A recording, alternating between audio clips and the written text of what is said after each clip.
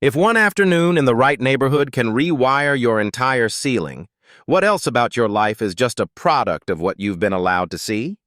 Because this conversation starts with a brutal idea, the fastest mindset upgrade might be getting close enough to someone else's normal to realize your normal was never the limit. And once you hear how that happened, the rest of the conversation opens up in a way you do not want to miss. So let's get into it. Bro, the whole thing starts with him saying poor in South Louisiana like it was nothing. That humility is doing a lot of work there. And then he drops the real line, sports got him into better houses. That is such a wild early exposure to another life. The fastest mindset upgrade is literally visiting somebody with a dishwasher. No, but seriously, that little crack in your world changes everything. Did you notice he never romanticizes the hometown thing? He is basically saying comfort is a trap with a nice accent. That is a brutal way to put it. But he is right, because if the only thing you ever see is your block becomes your ceiling. And he is obsessed with cities as energy, which I love. Like he is saying Miami is not just expensive, it is information. That is a crazy sentence, but yes. He is basically telling young people to go stand near the life they want. Not in a creepy way, just, absorb the vibes. And I loved that he did not even say go travel for luxury. He said go sit in a Starbucks and watch the room. That is the least glamorous success advice ever. But it works because your brain starts normalizing possibility. That part about pattern recognition is the whole game to him. He keeps saying people in different places are basically the same. Same target, same Chili's, different suffering. Exactly, same species with different zip codes. And that is actually powerful because it removes fear of scale. If Baton Rouge and Mobile are the same playbook, then the map stops scaring you. He basically said if you can win at home, you can win anywhere. That is such a clean mental model. But I also think he is quietly saying leave your hometown before it leaves you. That is the line, honestly. Then he gets into rich people being normal. And that is where it gets really good. Bro said rich people are just hardworking and punched in the face, which is such a relief because people build this mythology around them. And he keeps stressing that money does not change the core person. It just reveals whether they were already annoying. That is unfair, but probably true. I liked the waiter example too because it is simple and brutal. He is saying if you want to understand wealth, watch behavior, not the watch. That is a pretty good line, honestly. And the vulnerability piece matters, because successful people usually have scars they do not advertise. I also think he is pushing back on fake confidence. Like, no, bro, your podcast microphone does not make you untouchable. That one hit too close to home for the internet guys. Then he goes into setbacks, and he is basically like, everybody is getting hit. The only question is who quits first. That is such a cold entrepreneurial truth. It is almost rude how simple it is. He is not giving therapy, he is giving pressure. But he backs it up with the story about being the youngest guy in the room. He did not try to pretend he was the smartest, just the most willing to take punches. That is such a good distinction. Because a lot of people confuse confidence with refusing to learn. And that is how you get humbled by a spreadsheet. Or by a roof job that looked easy until it was not. The focus thing was huge, too, because he is almost allergic to shiny object syndrome. He is saying plant one seed and water the hell out of it. Which sounds way less sexy than building 7 businesses. But it is probably why he actually scaled. I liked his point that if you never scale one thing, you never learn how to scale at all. That is the part most people miss when they chase diversification too early. They want a portfolio, but they still cannot run a lawnmower. That is nasty work, but fair. Then the real estate section felt like him opening the hood on wealth building. He is not talking about vibes, he is talking underwriting, tax strategy, depreciation. And he clearly loves the math of it. That is what I respect, because he is not selling fantasy. He is saying study deals until your eyes hurt, and then make decisions faster than everyone else. That is basically the adult version of watching game tape. And he keeps coming back to blind spots, which is honestly the most mature thing he said. Because once you know you have blind spots, you stop worshiping your own opinions. That alone saves companies. The team culture part was strong too, especially making people feel safe enough to disagree. He is basically saying if everyone says yes, you are already in trouble. That is the sound of a company driving off a cliff in a nice suit. a very well-dressed disaster. I also liked that he openly says he is not trying to be right. He is trying to win as a unit. That is a real operator mentality. And the delegation part was such a good close to the lesson. He is very clear that the wrong hire is somebody just like you. He wants compliments, not clones. That is so much harder than hiring your little business twin. But it is the only way a real company gets built. And that is the theme of the whole thing, honestly.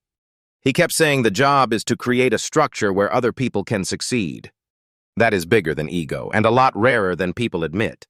I mean, he is basically saying stop trying to be the hero in every room, which is great advice for the internet and for business. And probably for life, too. We have to keep going on this because the real estate and scale stuff gets even crazier. Episode 2 is where we get into how he thinks about expansion, leverage, and building beyond one lane. He kept saying the same thing in 100 different ways. You are not that special.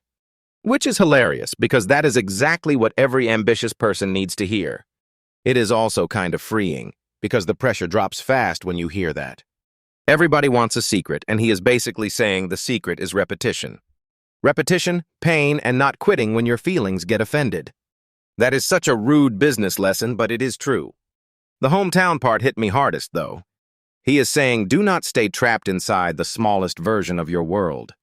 And not even in some dramatic movie way, just go see more streets, more people, more money. Just take a weekend and let Miami humble you a little. Bro, that Starbucks people-watching example was insane and perfect. Because you really do see a different ceiling when you are around different energy. Not because those people are gods, just because your brain updates. That was the whole trick, right? He was basically hacking familiarity. Make the expensive life look normal enough that your body stops panicking. That is way too good of a phrase for a construction guy to say. But he is not romanticizing travel either, which I liked. He is not saying go become a backpack philosopher and forget your rent. Yeah, do not quit your life to stare at canals and journal about abundance. He is saying go see the world long enough to get a new operating system. And the weird part is he made it sound practical, not inspirational. Like if you can survive one environment, you can probably survive the next one too. Which is a wild thing to hear from someone who is literally moving steel for a living. Because the job itself becomes proof that patterns exist. Same job, different city, same process, same outcome.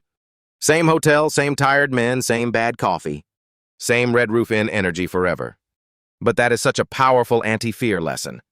If the work is repeatable, your identity gets less fragile. Which means setbacks hurt, but they do not erase you. He kept coming back to that with money, too. Money does not make you a different species. It just magnifies your habits. And sometimes your ego, if you are unlucky. Or if you are on the internet for too long. But he was generous about people with money, which I respect. He is basically saying most rich people are just tougher than you think. Not nicer by default, not meaner by default, just forged. And that waiter test is low-key brutal. If somebody treats service staff like dirt, the whole theory falls apart. Because competence without character is just a louder version of insecurity. That is why I liked the part about vulnerability too. He is basically saying success still leaves scars. And those scars are usually what make people calmer, not cockier. The failure section was even better because he did not dress it up. He was like, yes, we got hit, yes, things went wrong, yes, keep moving. That is basically entrepreneurship in one sentence. What did you think about the whole competition getting hit too thing? That part feels almost too simple until you actually live it. Everyone thinks they are the only person suffering in the room. Meanwhile, your competitor is also crying into a spreadsheet. That image is terrible, but yes, exactly. It shifts the game from emotional panic to endurance. He is not asking who has the best speech, he is asking who quits first. That is such a cold way to frame it, but business is cold sometimes. Especially when he says he would be hanging steel again in 6 weeks. That is ridiculous confidence, but it is also evidence-based. He knows he can survive the skill, not just the title. That is what young people miss when they chase status too early. They want the look of authority before they have the ability to recover. They want the caption before the competence. That is actually the whole internet economy in one sentence. The focus conversation was maybe the deepest one for me. One plant, one lane, one thing long enough to actually get good. People hate that advice because it is not sexy. They want to be everywhere and then act surprised when nothing grows. His water metaphor was clean, though. If your energy gets split 5 ways, nothing gets enough to bloom.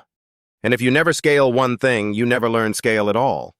That part is scary because it exposes how much shiny object syndrome is really fear, or boredom disguised as ambition. That is nasty, but probably true for a lot of people. I also liked that he did not worship serial entrepreneurship. He basically said, build one thing until your life works, then get fancy. Which is a lot less glamorous than the podcast bros make it sound. The internet loves a man with 7 businesses and no sleep. He is saying that guy might just be confused with good marketing. The best part, honestly, was when he talked about blind spots. That is where maturity shows up, because you need people around you who can disagree safely. He keeps saying culture matters more than strategy in some ways, which is annoying because culture is harder to fake. Strategy can look good in a slide deck. Culture gets exposed on a bad Tuesday. Or when the estimate is wrong and everybody knows it. Bro, the fire drill is where the truth lives. And I liked that he said he wants people to feel safe enough to tell him he is wrong. That is such a rare sentence from a founder. Most leaders are secretly allergic to being corrected. Then they call it being decisive. Exactly.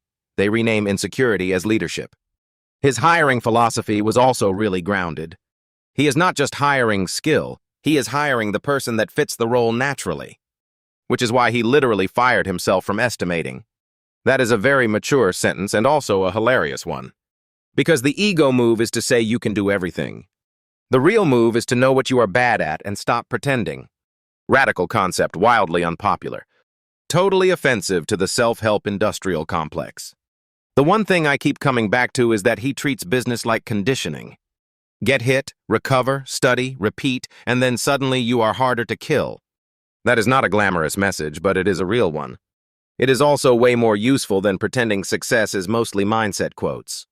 And I think people can feel when someone has actually been through it. He does not sound like he learned this from a whiteboard.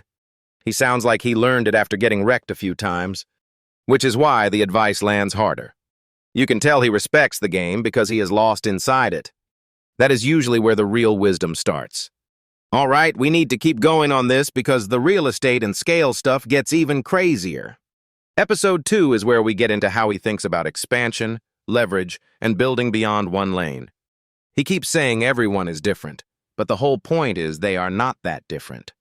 That line about rich people being just hardworking people was wild, because it kills the fantasy that money turns you into a different species. Right, and it also kills the excuse that success is some secret ritual. No, bro, it is usually just not quitting for 10 ugly years. That is such an annoying answer, which is why it is probably true. I also like that he did not romanticize poverty at all. He basically said, this was bad and I did not want it forever. That honesty matters because people love turning struggle into a movie poster. Yeah, and he was like, no, it was just violence and chaos and bills. But the crazy part is the sports angle. He did not just leave home mentally, he left because ball gave him an exit ramp. That is such an underrated thing for young people. One skill can get you into rooms that your background never could. And then once you are in the room, your brain starts rewiring itself. Especially if the room has a nicer bathroom than your whole house. That will change your worldview immediately. The part about cities having souls was actually kind of deep. He is not talking about geography, he is talking about energy. And I think some people really do feel trapped by the emotional temperature of where they grew up. Then you go somewhere like Miami and your standards get slapped in the face. You see one guy in a Ferrari and suddenly your little excuses sound expensive. But I do think there is a trap here too. Some people travel and just become spectators. They look at the window instead of building something inside the city. He was clearly saying go absorb the environment, not go cosplay rich. Very different vibes. The truck driver point was sneaky good too. He basically said, repetition across places teaches you pattern recognition. Which is a nice way of saying the world is a lot more boring than you think. Yeah, the same Target, the same Ross, the same Chili's, just a different zip code. That is actually a massive mental unlock for entrepreneurs. Because once you see the sameness, failure stops feeling tribal.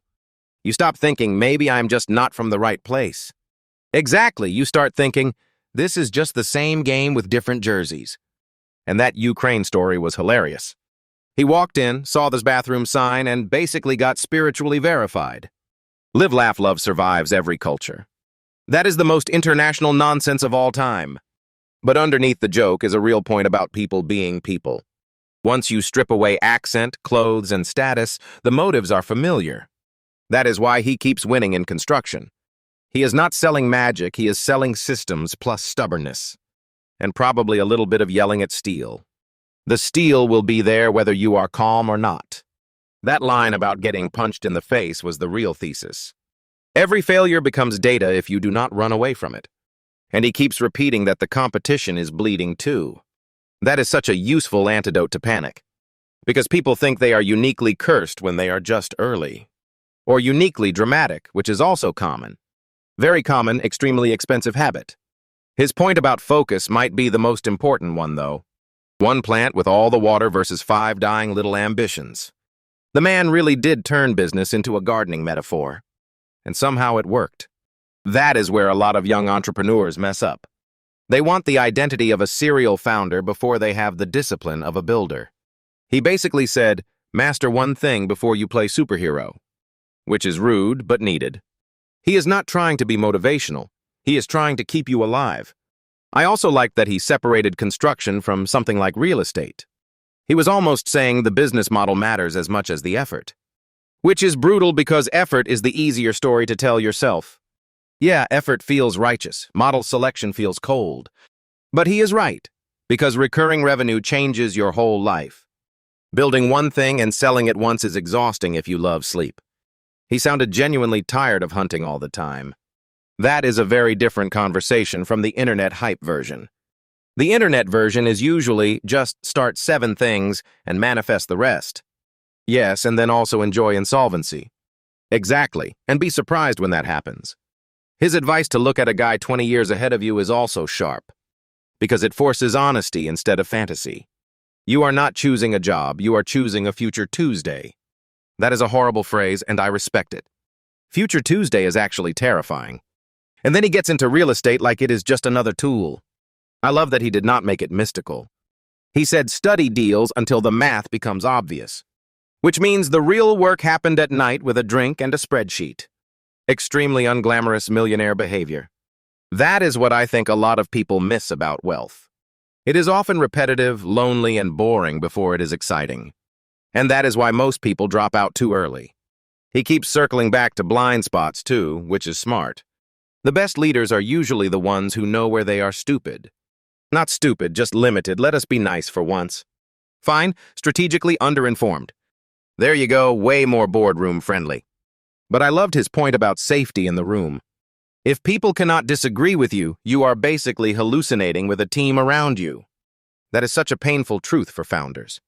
And he seems to genuinely reward honesty, not just loyalty. That is rare because most leaders say they want truth until truth is inconvenient. Then suddenly everybody loves being told yes. The best line for me was that he does not need to be right. He needs to win. That is a mature business mindset if you can actually live it. Most people would rather lose elegantly than win awkwardly. Oh, that is a disgusting truth right there. And honestly, that is why teams break down. Because everyone is protecting ego instead of protecting outcome. He is clearly obsessed with outcome. Which makes the whole thing feel less like inspiration and more like operating manual. A very aggressive operating manual. Still, I would rather hear that than another fake hustle sermon. Same, because this one feels earned. And the earned part is what gives it weight. You can hear the bruises in the advice. That is the whole reason people trust it. All right, we are definitely not done because the scale and real estate stuff gets even wilder. Episode 2 is where we get into how he thinks about expansion, leverage, and building beyond one lane. And probably more brutal truths about why most people stay small.